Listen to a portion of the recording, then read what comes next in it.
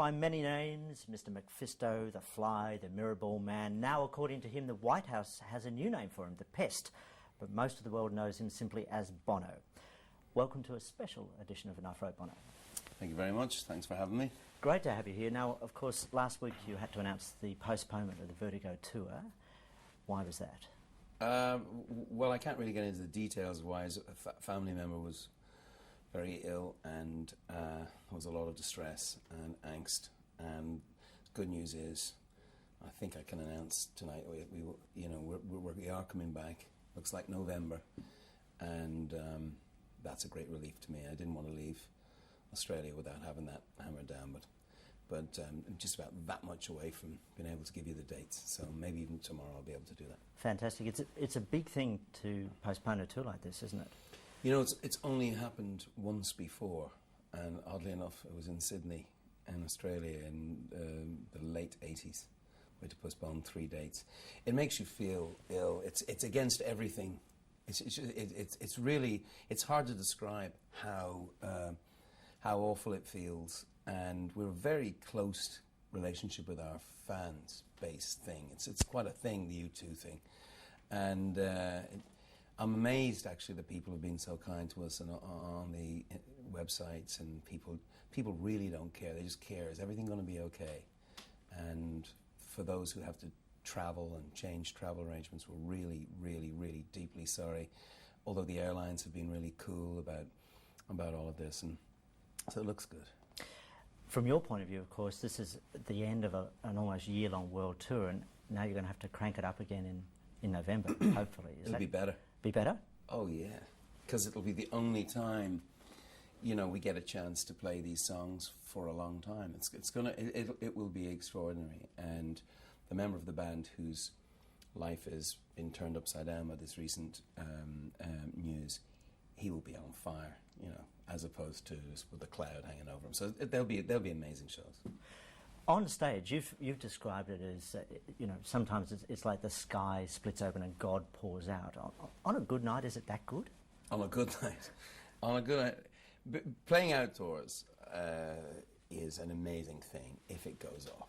Where else are you going to get 70,000 people to agree on anything? If it's shite, and it can be, I don't think there's a worse place to be in the world than the back of a rock gig. You can't see the band. And we have tried with the staging of our shows to always make it, wherever you are in the house, there's something special going on. And I think we broke some ground there in the early 90s with the B stage, which you see now, the Rolling Stones and others, or using this kind of multimedia stuff that we did on Zoo TV, and creating club gigs in the middle of stadiums, which we do now on the Vertigo tour. Talking once to Ron Wood from the Rolling Stones, he said the funniest thing he ever saw happen on stage was Keith Richards slipping on a Frankfurter in Frankfurt. Do funny things happen? That's very good. It was. It made me laugh. Do funny things happen on stage with you guys? I do remember we toured the world with a 40-foot Mirrorball lemon spaceship, which was a fanciful idea in the mid-90s. We did have this mothership, and it was always in a way meant to go wrong. We're kind of secretly hoping it would, but there was a fantastic moment on the opening night as the spaceship opened. This man who really personally dismantled the Berlin Wall and pull back the Iron Curtain. And I maybe the reason I think about Gorbachev a lot and his constructions is because as I grew up in the 70s and 80s in Europe, the Iron Curtain was always going to be there. It was never, ever, there was never a thought that one day it wouldn't. And so I use that in my own mind to think about things that we accept as givens. Did George Bush surprise you when you met him? I liked him a lot more than I thought I would. I mean, I'm just, all I'm thinking when I'm meeting him is how I'm going to explain it to the band.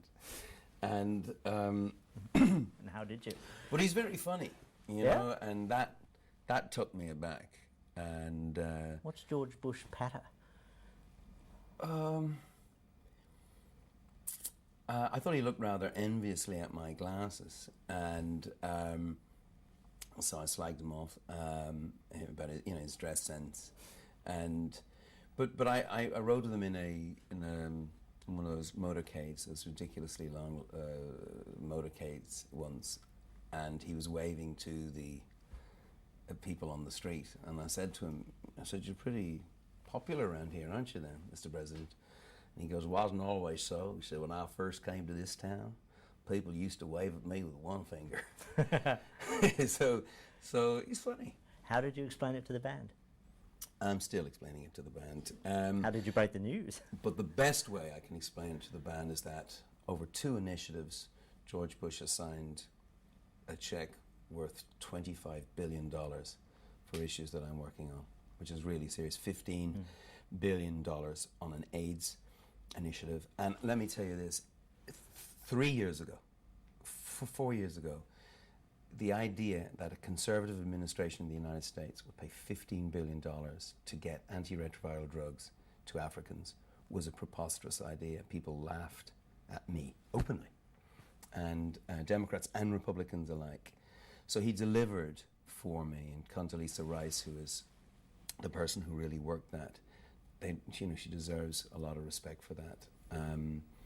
But we've had disagreements too, and I've had contretemps with him, and I get agitated when the money isn't coming fast enough, and occasionally he'll tell me to turn it down, and I'm the president. Let me finish my sentence.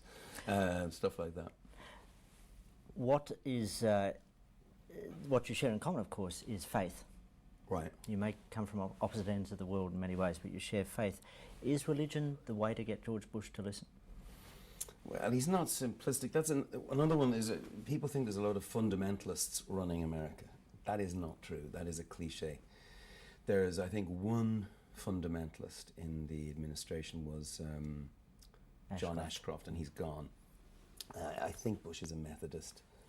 I think he's a very deep, yes, faith, but he's not, from what I can see, a raving loony party member of, we all know what they are. The end of times people. It's not that, but I do think, it is being a way for me to explain myself to the conservative right, because I just won't let them away with it, and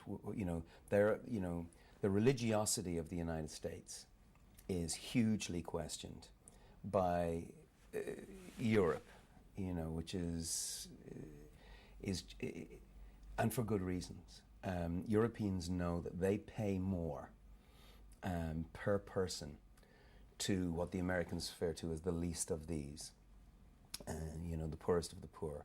So you can't get away with this baroque sort of biblical language and not follow through on it. I just won't let them follow through on it. And I explain, AIDS to these very intense religious people as the leprosy of our age, and I challenge them on their faith. I didn't really have to go that route with Bush, although I did, talk in and around that.